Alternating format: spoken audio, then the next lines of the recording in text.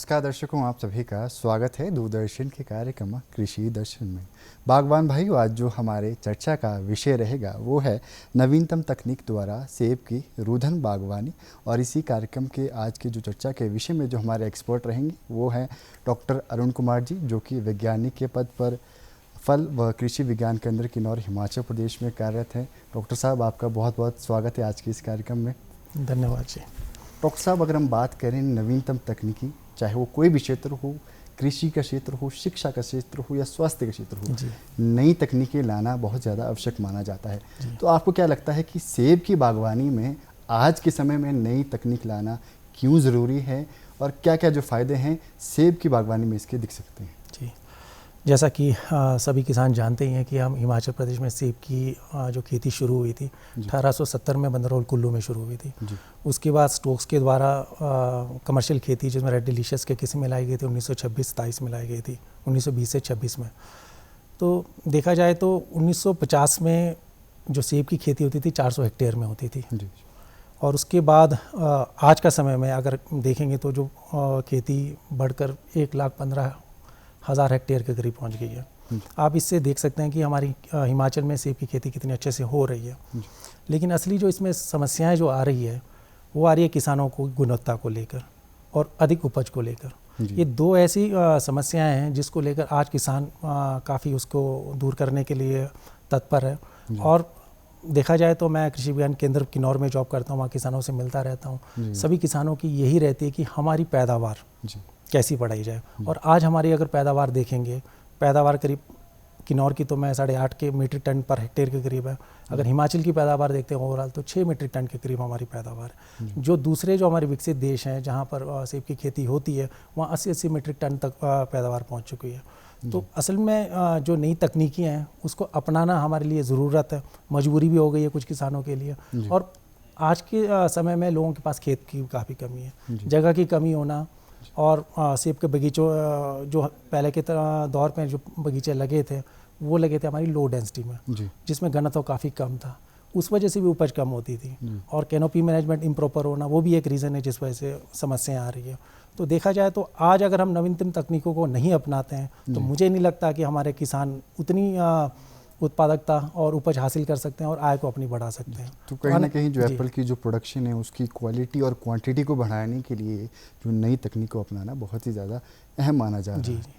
Doctor साहब, अगर हम बात करें नई नई तकनीकों की तो सेब की बागवानी के क्षेत्र में कौन कौन सी जो ऐसी नई नई जो तकनीकें आई है जिससे बागवान भाइयों की आय के साथ साथ उनकी जो प्रोडक्शन भी है उसे बढ़ावा देखने के लिए मिला है? जी, तो जैसे मैं कह रहा था कि हमारी जो पहले के जो बागान लगे हैं वो सारे लो डेंसिटी में कम घनत्व की दूरी पर लगे हैं। तो आज जो नई तकनीकें जो आई है वो हमें डायरेक्ट अलाउ करती है कि आप कम से कम एरिया में ज़्यादा पौधे लगाओ। तो उस तरह की ये जो बागवानी होगी उसको हम सघन बागवानी के नाम से सब जानते हैं, सबको पता है। तो आज अगर पहले के अगर दौर में देखेंगे तो हम लोगों के करीब 200 से 250 पौधे प्रति हेक्टेयर के हिसाब से लगते थे। और अगर बीघे में देखेंगे तो 22-23 पौधे प्रति बीघा आता था। लेकिन आज जो सघन बागवानी हमारे बीच जो टेक्निक उपलब्ध है उसके माध्यम से हम लोग 500 से लेकर इवन 4-5 हज़ार प्रति हेक्टेयर पौधे लगा सकते हैं। तो हम लोग जैसे जैसे पौधों को बढ़ा रहे हैं और पौधों की आकार को छोटा रख रहे हैं, उससे हम लोग क्या है उसमें उत्पादकता भी अच्छे से हासिल कर रहे हैं और उसमें गुणवत्ता को भी हम लोग इम्प्रूव कर रहे हैं। तो आज ज़रूरत आन पड़ी है कि सेब की सघन बागवानी जो वैसे तो लो डेंसिटी में भी हम लोग कर रहे हैं, कुछ हाई डेंसिटी में कर रहे हैं, लेकिन देखा जाए तो ये नई जो पद्धति है हमारी प्रणाली है सघन बागवानी, इसको अपनाने की हमारे को एक आज ज़रूरत है। डॉक्टर, जैसे आपने जिक्र किया कि सघन जो बागवानी है बहुत ज़्यादा फ़ायदेमंद है और बहुत ज़्यादा ज़रूरी है जो हाई डेंसिटी प्लांटिंग है।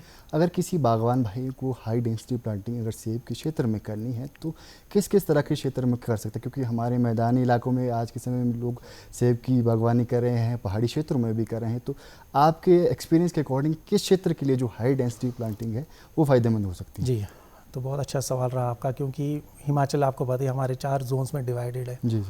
तो निचली अगर आप देखें निचले क्षेत्र, ऊपरी क्षेत्र, तो हमारे देखा जाए तो हमारे जो वैसे तो हम लोग जो डिवाइड करते हैं, अगर आप देखेंगे तो 1500 से मीटर से आप 2000 मीटर में पहला एलिवेशन आता है। अगर 2000 से 2500 दूसरा, और 2500 से 2600 से ऊपर जो हमारा शीतोष्ण क्षेत्र जो किन्नौर का जो और स्पीति का कुछ एरिया उसमें आता है। तो वहाँ पर हमारी जो प्लांटिंग अगर आप देखेंगे, पहले लोगों का मानना था कि हाई डेंसिटी सिर्फ लोअर एलिवेशन में किया जा सकता है।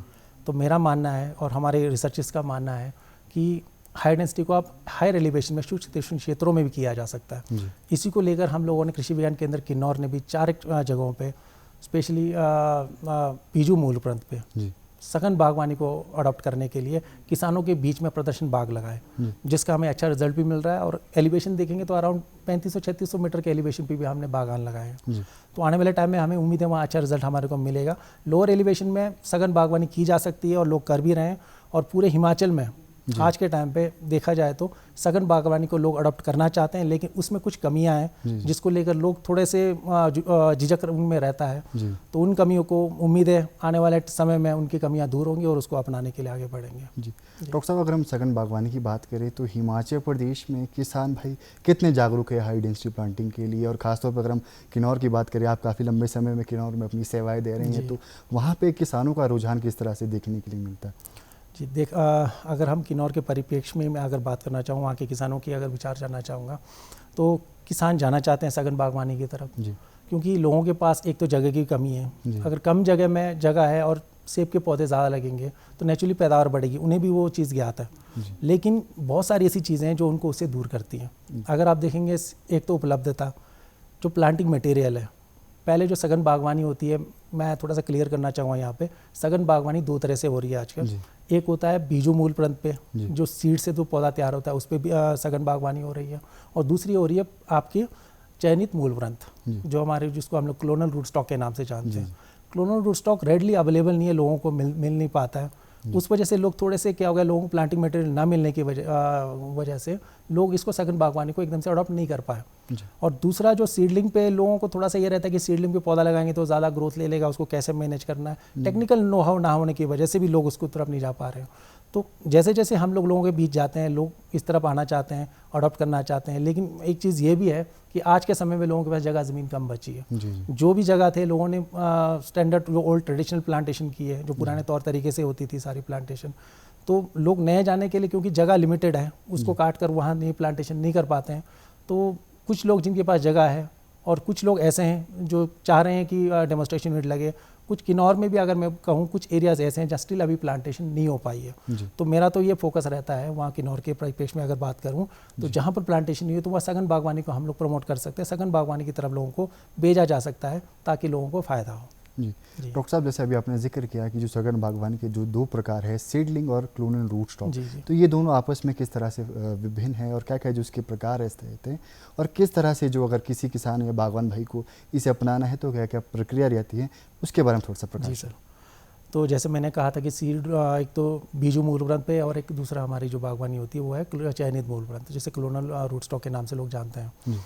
तो देखा जाए तो सघन बागवानी आई 1950 के करीब यूरोपियन कंट्रीज़ में स्टार्ट हुई थी। हमारे देश में देखा जाए तो सघन बागवानी काफ़ी पहले आई है, लेकिन लोगों की अडॉप्शन बहुत कम थी। लोगों को जानकारी नहीं था कि ऐसे भी पौधे लगाए जा सकते हैं। भ्रांतियाँ बहुत सारी थी जिसकी वजह से लोग अडॉप्ट नहीं कर पाए। 2010 के बाद लोगों ने थोड़ा शुरू किया, कुछ प्राइवेट फार्म्स ने, और धीरे धीरे 2016 में उद्यान विभाग हिमाचल प्रदेश ने एक हिमाचल विकास परियोजना, जिसमें वर्ल्ड बैंक पोषित एक परियोजना थी, उसके अंतर्गत 2016 में यूनिवर्सिटी के थ्रू भी डिफरेंट छोटे छोटे उन्होंने एक डेमो यूनिट्स लगाए गए, जिसके थ्रू ये जानना था कि पैदावार की उत्पादकता कैसे बढ़ाई जाए और एक POP पैकेज ऑफ प्रैक्टिसेस सघन बागवानी की रिलीज़ करनी थी। तो उस संदर्भ में जो प्लांट्स फॉरेन से इंपोर्ट किए गए, चाहे वो इटली से इंपोर्ट किए गए, पहले USA से भी इंपोर्ट किए गए थे, तो उन पौधों को लगाया गया। शायद किन्नौर में भी लगाया गया, ताबो में भी लगाया गया, अगर आप देखेंगे सोलन नॉन यूनिवर्सिटी में भी लगाया गया, बजौरा में भी लगाया गया। तो ये सारे पौधे बेस्ड थे आपके क्लोनल रूट स्टॉक पे। तो इन पौधों को हम लोगों ने नज़दीक में प्लांट करके हम लोगों ने 6-7वें साल में जब प्रोजेक्ट क्लोजर पे आया तो 40 से 50 मीट्रिक टन, जो हमारी जो पुरानी जो 8 मीट्रिक टन से उससे काफ़ी ज़्यादा हमने हासिल की। तो वहीं पर बात आती, धीरे धीरे इसमें कुछ समस्याएं हमारे को आने लगी। हमें लगा कि अगर लोग सीडलिंग को ज़्यादा प्रेफर करते हैं तो क्यों ना सीडलिंग पे सघन बागवानी क्यों नहीं की जा सकती है। तो इसी को देखते 2021 में हमने भी कोशिश की कि सीडलिंग पे सघन बागवानी को बढ़ाया जाए, क्योंकि सीडलिंग पे जो हम बीजू मूल पे जो पौधा होता है वो थोड़ा बड़ा बनता है अगर आप मैनेज नहीं करते हैं।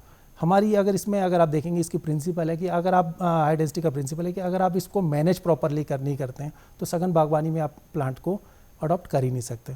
तो अगर हम सीडलिंग पे भी अगर पौधे को अच्छे से मैनेज करते हैं, उसको छोटा आकार देने में सक्षम रहते हैं, नियंत्रित कर सकते हैं, तो बीजू मूल ग्रंथ पे भी हम लोग सघन बागवानी में पौधे को रोपित कर सकते हैं। तो इसी को आधार मानते हुए हम लोगों ने या यूनिवर्सिटी और बहुत सारे दूसरे एजेंसियां भी, इवन डिपार्टमेंट भी ट्राई कर रहा है कि बीजू मूल ग्रंथ पे हाई डेंसिटी को लगाया जाए। तो बीजू मूल ग्रंथ पे एक ही बड़ी समस्या है कि पेड़ की ग्रोथ तो ज़्यादा रहती है, उसको आपको अच्छे से canopy management, technical know how चाहिए उसको कैनोपी मैनेजमेंट करने के लिए। लेकिन जो हमारी परिस्थितियां हैं, खासकर हिमाचल की परिस्थितियां हैं, यहाँ मैक्सिमम एरियाज जो है लोगों की रेनफेड एरियाज हैं, बारिश पे डिपेंडेंट है, लोगों की जो सॉइल्स है वो फर्टाइल, कई जगह फर्टिलिटी कम, स्टेटस कम है, तो वहाँ के लिए जो ये बीजों मूलबंध की जो जड़ें होती हैं वो जड़ें बड़ी डीप रूटेड होती हैं, जैसे हमारे पहले के ऑर्चर्ड्स में होता था जो लो डेंसिटी में। उस वजह से क्या होता है कि हमारे को पौधा लंबे समय तक एक तो रह सकता है, खुराक डीपर रूट जगह से ले सकता है, लेकिन जो क्लोनल जो मूल ग्रंथ है उसमें समस्या क्या आती है कि उसमें जो जड़ें हैं वो बड़ी शैलो रूटेड है, उथली रहती है, ऊपर की तरफ रहती है, जिसको केयर करना, इंटेंसिव केयर करना, रेगुलर मैनेज करना, एक एश्योर्ड इरिगेशन की ज़रूरत होती है। अगर वो फैसिलिटीज़ आप प्रोवाइड नहीं कर सकते हैं, खुराक की भी अच्छे से देनी पड़ेगी आपको, तो सीडलिंग रूट स्टॉक पे जाना ज़रूरी हो गया।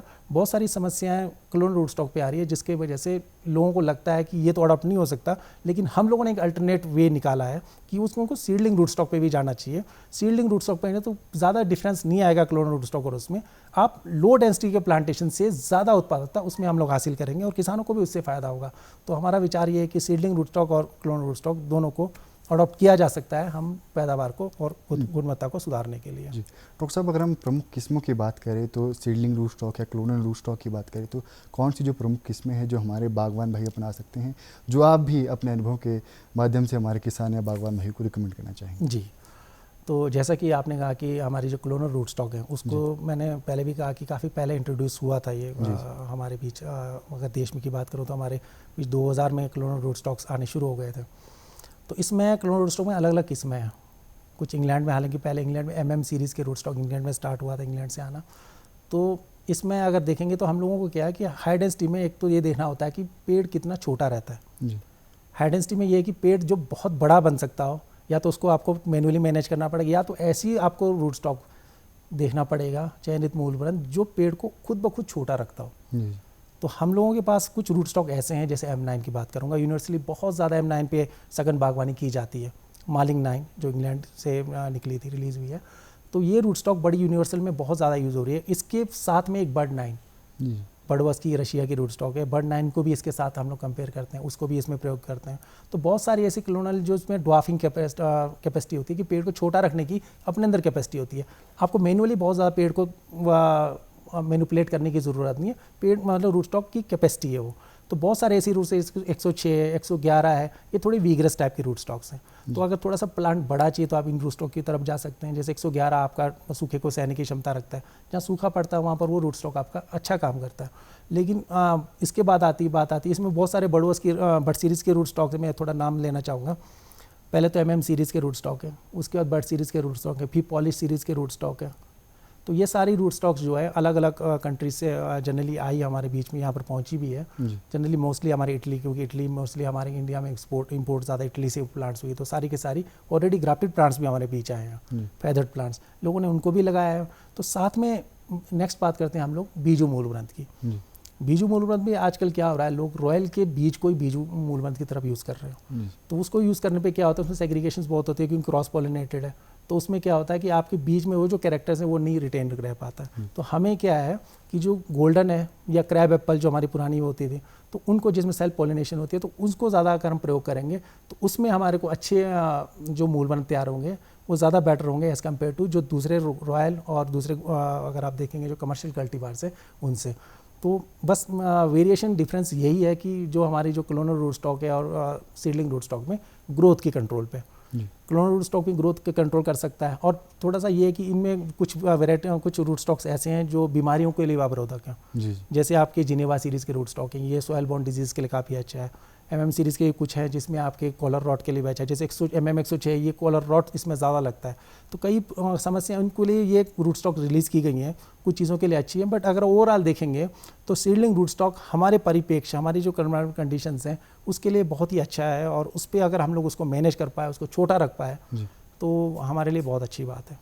डॉक्टर साहब, कहीं ना कहीं जो सघन बागवानी है, जो हाई डेंसिटी प्लांटिंग है, उसके लिए आपको एक एक्सपीरियंस या ट्रेनिंग लेना बड़ा आवश्यक माना जा सकता है, क्योंकि अगर आप बिना ट्रेनिंग या बिना अनुभव से अगर इसको आप अपने खेतों या अपने बगीचों में करेंगे तो कहीं ना कहीं वो नुकसान देखने के लिए मिल सकता है। तो अगर किसी हमारे बागवान भाइयों को इससे संबंधित ट्रेनिंग या जानकारी लेनी हो तो हमारे बागवान भाई कहाँ से इसकी ट्रेनिंग ले सकते हैं? जी, तो देखा जाए तो कोई भी वेंचर, कोई भी हम लोग बिज़नेस स्टार्ट करते हैं या कोई भी प्लांटेशन करते हैं, पहले जानकारी लेना बहुत ज़रूरी होता है जी। तो मैंने बहुत ऑब्जर्व किया अपने उसमें जो प्रैक्टिकल में, क्योंकि हमारा कृषि विज्ञान केंद्र जनरली हमारे ट्रेनिंग्स बहुत होते हैं, फील्ड वर्क्स, तो लोगों से जुड़ाव रहता है।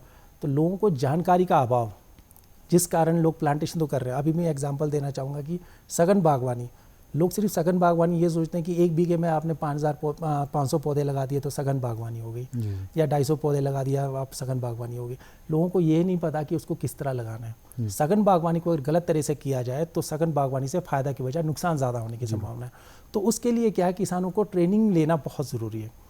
हम कोशिश करते हैं करीबी कृषि विज्ञान केंद्र किन्नौर और हमारे जो अलग अलग अगर कृषि विज्ञान केंद्र, हर डिस्ट्रिक्ट में कृषि विज्ञान केंद्र है, नॉन यूनिवर्सिटी के रिसर्च स्टेशंस हैं, नॉन यूनिवर्सिटी खुद भी ट्रेनिंग कराते हैं, हम लोग भी ट्रेनिंग कराते हैं पूरे हिमाचल में, चाहे पालमपुर यूनिवर्सिटी के द्वारा हो चाहे नॉन यूनिवर्सिटी के द्वारा हो। तो ये हमारे कृषि विज्ञान केंद्र भी हैं जो डायरेक्ट लोगों से जुड़े हुए हैं, ट्रेनिंग्स करा रही हैं लोगों को। पूरा जो सेब की हमारी जो कल्टीवेशन है, चाहे सघन बागवानी हो चाहे नॉर्मल लो डेंसिटी के प्लांटेशंस में कोई समस्याएं या उसका निवारण हो, इस पे हमारी यूनिवर्सिटी और वैसे दूसरे पालमपुर यूनिवर्सिटी दोनों अच्छे से कार्य कर रही है। इवन हॉर्टिकल्चर डिपार्टमेंट और एग्रीकल्चर डिपार्टमेंट्स ये भी हमारे साथ मिलके और खुद भी अपने लेवल पे भी एक ट्रेनिंग प्रोग्राम्स कराती हैं, इवन डेमोस्ट्रेशंस लगाई जाती हैं ताकि लोगों को अवेयरनेस क्रिएट हो। और मेरा मानना ये है, जब तक आप किसी भी एरिया में लोगों को जागरूक करना चाहते हैं तो वहाँ पर डेमो यूनिट्स लगने चाहिए ताकि उस गांव के लोग वहीं पर बैठ के जागरूक हों। होता क्या है, वो किसान कभी भी, कृषि विज्ञान केंद्र हमारे हेडक्वार्टर्स में होता है, कुछ रिसर्च स्टेशन ऐसे जो काफ़ी दूर है, लोगों की पहुँच से दूर है। तो हमें चाहिए कि अगर आप चाहते हैं कि लोग उस चीज़ को अडॉप्ट करें तो वहाँ उनके गांव में अगर वो डेमोस्ट्रेशन यूनिट लगता है, चाहे सघन बागवानी का लग रहा है या किसी और चीज़ का डेमोस्ट्रेशन लग रहा है, तो वो वहीं अपने सामने देख लेंगे। और अगर उनको लगता है कि ये बहुत फलीभूत हो रहा है, इससे उनको फ़ायदा हो रहा है, तो मुझे लगता है कि वो खुद भी अपनाने के लिए आगे बढ़ेंगे। लेकिन अगर हम उसको वैसे ही अगर आप ट्रेनिंग के माध्यम से भी अगर जानकारी दे रहे हैं तो वो भी काफ़ी है, लेकिन एक लार्ज स्केल में उस चीज़ को पहुँचाने के लिए डेमो यूनिट्स का लगाना बहुत ज़रूरी है। जी डॉक्टर साहब, जलवायु परिवर्तन के कारण सेब की बागवानी में बहुत ज़्यादा प्रभाव देखने के लिए मिला है और हमारे जो बागवान भाई है उन्हें काफ़ी ज़्यादा नुकसान देखने के लिए मिलता है। तो अगर हमारे बागवान भाई जो सघन बागवानी, जो हाई डेंसिटी प्लांटिंग है, उसको अपनाते हैं तो क्या ये उनके लिए फ़ायदेमंद हो सकता है? जी बिल्कुल। जैसा कि आजकल आप देख रहे होंगे हमारे बगीचों में अल्टरनेरिया बीमारी, प्रीमैच्योर लीफ फॉल, ये सारी समस्याएं बढ़ रही है, इवन स्कैब की समस्याएं। अगर आप देखेंगे ये सारी समस्याएं ज़्यादातर अगर आपकी हाई डेंसिटी में नहीं होगी, ये ज़्यादा समस्या आपकी लो डेंसिटी जो कम घनत्व वाले बगीचों में। हम लोगों ने सोचा तो ये था कि जो बगीचे हम लोग लगा रहे हैं 6 बाय 6 मीटर पे, 7 बाय 7 मीटर पे, जिसमें 200 से 250 पौधे पर हेक्टेयर आते थे, 23 पौधे पर बीघा आते थे। लेकिन उन पौधों को जिस तरीके से लगाया गया, जैसे स्क्वायर सिस्टम में लगाया गया, उसको दूरी 7 बाय 7 की दूरी पे लगाया गया, तो एक टाइम ऐसा आया कि उसके बीच में आपकी धूप को नीचे धरती पे ना धूप पड़ती है, ना पेड़ों के पूरे फॉलेज में धूप पड़ रही है, जिस वजह से उसमें बीमारियां बहुत ज़्यादा आ रही है। जैसे हमारा वातावरण बदल रहा है, क्योंकि हमारी जो वातावरण बदलने का जो प्रक्रिया है वो बहुत ज़्यादा होने लगा शुरू हो गया, क्योंकि एक्सट्रीम कंडीशंस आ जाती है, कभी बहुत ज़्यादा बारिशें हो रही है, कभी बर्फ़ पड़ रहा है। तो इन कंडीशनों के अकॉर्डिंगली हमारे को अपने आप को भी बदलने की ज़रूरत है। अगर हम वातावरण बदलने के अकॉर्डिंगली हम अपने आप को नहीं बदलेंगे तो आने वाले समय में बीमारियाँ ज़्यादा आएंगी, पेड़ों की समस्या आएंगी। कई बार देखा होगा आपने, अप्रैल मई में बर्फ़ पड़नी शुरू हो जाती है, उस वजह से पेड़ों की टूटने की समस्या बहुत ज़्यादा रहती है। तो पहले के जो पेड़ बने हैं उसमें कोई कैनोपी मैनेजमेंट का कोई ध्यान नहीं रखा गया, लोगों को पता ही नहीं था कि कैसे मैनेज करें, लेटर स्टेज में भी लोगों ने मैनेज नहीं किया। तो आज अगर कुछ एडवर्स कंडीशंस आ रही हैं, वातावरण बदल रहा है, तो अगर आप बदलाव से उसको ठीक नहीं करते हैं तो आने वाले समय में मुझे लगता है कि ज़्यादा समस्या आएगी। और ख़ासकर जो हमारी जो सघन बागवानी है, सघन बागवानी को अगर सही तरह से किया जाए, इसमें प्रॉपर लाइट कैनोपी में पड़ती है, बीमारियां तभी फैलती है अगर नमी बनना शुरू हो जाए। आजकल देख रहे होंगे बारिशें हो रही है, कंटिन्यूस मौसम ख़राब है, तो बीमारियां ज़्यादा आएंगी।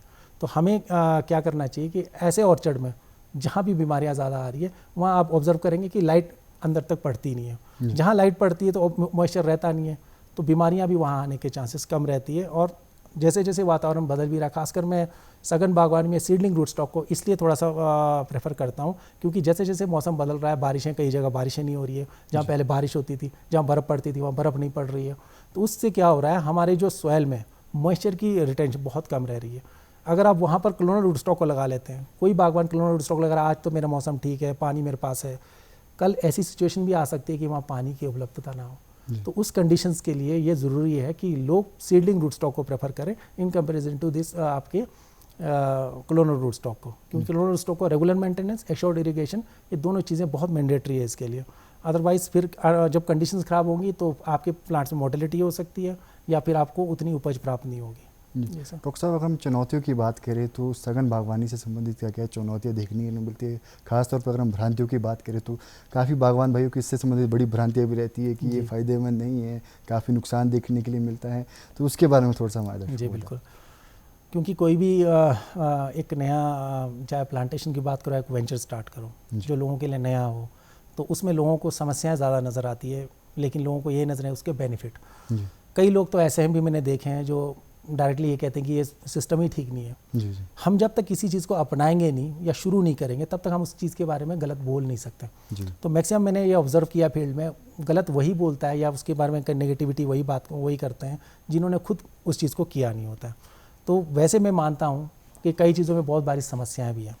जैसे सघन बागवानी, हमारे क्लोनल रूट स्टॉक की अगर बात करते हैं, उसको अपनाना हो तो उसमें बहुत सारी समस्याएँ आती है। अगर आप देखेंगे एश्योर्ड इरिगेशन एक इतनी बड़ी समस्या है कि जो मतलब अगर पानी की कमी रही तो मुझे नहीं लगता कि वहाँ पर ऑर्चर्ड वो इस्टेब्लिश हो पाएगा या वो सस्टेन करेगा लॉन्गर ड्यूरेशन के लिए। तो कुछ लोगों की ये है कि आपकी पैदावार कम होगी या पौधे जल्दी मर जाएंगे। तो सघन बागवानी का क्या है कि ये जनरली अभी तक इंडिया में शुरुआत हुई है 2015-16 के बाद शुरू हुई है, तो 10 साल भी नहीं हुए इसको ज़्यादातर लगे हुए। तो जनरली कहना है कि 20-25 साल तक ये आराम से चलता है। क्लोनल रूट स्टॉक की बात कर रहा हूँ, जहाँ पर चयनित मूल ब्रांच की बात करता हूँ। तो अगर उस तरह के प्लांट्स की कंडीशन है कि अगर आप उसको 20-25 साल तक चलेगा, तो हमारी क्या सोच होनी चाहिए कि 20-25 साल बाद हो सकता है जो कल्टीवार आज है उस टाइम वो मार्केट में उसकी वैल्यू ही ना हो। तो उसके बाद एक ऑप्शन बचता है कि उस टाइम आप नए पौधों को लगाया जा सकता है। और पुराने से कैसे डिफरेंस है, अगर पुराने पेड़ है उसको उखाड़ना बड़ा मुश्किल है, जड़ें बहुत डीप रूटेड होती है, उसको निकाल कर नए पौधे लगाना अपने आप में चैलेंज है। जड़ें वैसी रहती है तो आने वाले टाइम में रिप्लांट प्रॉब्लम्स बहुत आती है। लेकिन जो सघन बागवानी है इसको आप फेज मैनर में रिमूव कर सकते हैं, क्योंकि जो प्लांटेशन होती है बीच में जगह को छोड़ते होती है। अगर आपकी सघन बागवानी हो रही है तो सघन बागवानी कभी भी ऐसे नहीं होती कि 1 बाय 1 फीट है, 2 बाय 2 फीट। इसको कैसे किया जाता है कि 3 फुट अगर आपकी पंक्ति से पंक्ति की दूरी है तो 3 मीटर पंक्ति से पंक्ति की दूरी है, 1 मीटर आपकी पौधे से पौधे की दूरी है। तो 3 मीटर का जो बीच में दायरा, जो बीच में जो आपकी एलिवेज होगी, जो रास्ता होगा बीच में, उसके बीच में हम लोग क्या करते हैं, जैसे 25 साल बाद मेरे प्लांटेशन में प्रॉब्लम आनी शुरू हो जाएगी, मुझे लगता है कि इसको निकालना पड़ेगा, तो मैं क्या करूँगा, उसके बीच में सेंटर में नई प्लांटेशन कर दूंगा 20 साल के बाद। तो जैसे 5 साल के बीच में होने शुरू, बीच में प्लांट्स तैयार हो जाएंगे तो साइड वाले जो साइड में पौधे हैं उनको रिमूव कर दूंगा। तो इस तरह से फेस मैनर में हम रिमूव कर सकते हैं और उन पौधों को रिमूव करना कोई इशू नहीं, क्योंकि आपकी जड़ें बहुत ऊपर रहती है, उथली रहती है, तो उसको निकाला जा सकता है, उसमें कोई समस्या भी नहीं आती है। बड़े पेड़ नहीं जिनको जड़ों को निकालना मुश्किल है। तो एक तो ये लोगों का रहता है कि उसके बाद क्या होगा, और दूसरी प्रोडक्टिविटी को लेकर लोग कहते हैं कि छोटा सा प्लांट इसमें कितना ही सेब आएगा। जी बिल्कुल। लेकिन वो चीज़ लोग देख नहीं रहे कि एक पेड़ में अगर 10 किलो के, अगर मैं 20 किलो की पेटी की बात करूँ, जो आजकल यूनिवर्सल कार्टन में 20 किलो की पेटियाँ यूज़ होती है, अगर 20 किलो की, अगर एक पेड़ 20 किलो का सेब देता है, तो अगर आप देखो पेड़ लगे आपके 3000 पेड़, तो कितनी पेटियाँ होंगी? 3000 पेटियाँ होगी। अगर आप बीघे की बात करता हूँ तो 266 पौधे लगते हैं 1 बीघे में। अगर मैं वैसे 3 बाय 1 की बात करता हूँ तो 266 पौधे 1 बीघे में लगे, तो 266 पेटी 1 बीघे से हो गया। अब वहीं पर लो डेंसिटी में देखो तो आप 23 पौधे लगे हैं, 23 पौधों को एक एक पौधे को 10 पेटी सेब देना होगा, तब जाके इतने पेटियाँ निकाल सकता है। तो वो चीज़ें यहाँ पर पॉसिबल है। अगर आज का मैं अगर सिनारियो बताऊँ तो हिमाचल में 1 पेटी निकल रहा है सेब, पूरे जो एरिया का वैसे देखेंगे तो हिमाचल प्रदेश की पैदावार 1 पेटी 20 किलो का सेब निकाल रहा है, बड़ा पेड़। तो उस सिचुएशन में हमें क्या है कि हमारे को थोड़ा इंप्रूव करके इन चीज़ों को, भ्रांतियों को जो है और बीमारियों को लेकर, और इसमें क्या है, क्लोनल रूट स्टॉक में एक बहुत अच्छी खासियत है, तो कहीं ना कहीं कम क्षेत्र में जो हमारे बागवान भाई वो अधिक लाभ उठा सकते हैं अगर वो हाई डेंसिटी प्लांटिंग को अपनाते हैं। तो डॉक्टर साहब, हम आपका बहुत बहुत धन्यवाद करना चाहेंगे, आपने हमें अपना कीमती समय दिया और हमारे तमाम दर्शकों को नवीनतम तकनीकों के द्वारा किस तरह से जो हमारे सेब की बागवानी की जा सकती है उसके बारे में हमारे दर्शकों को बताया। तो दर्शकों, अब वक्त हो चुका है आपसे विदा लेने का। फिर मुलाकात होगी नए विषय के साथ, तब तक के लिए जय हिंद, जय हिमाचल।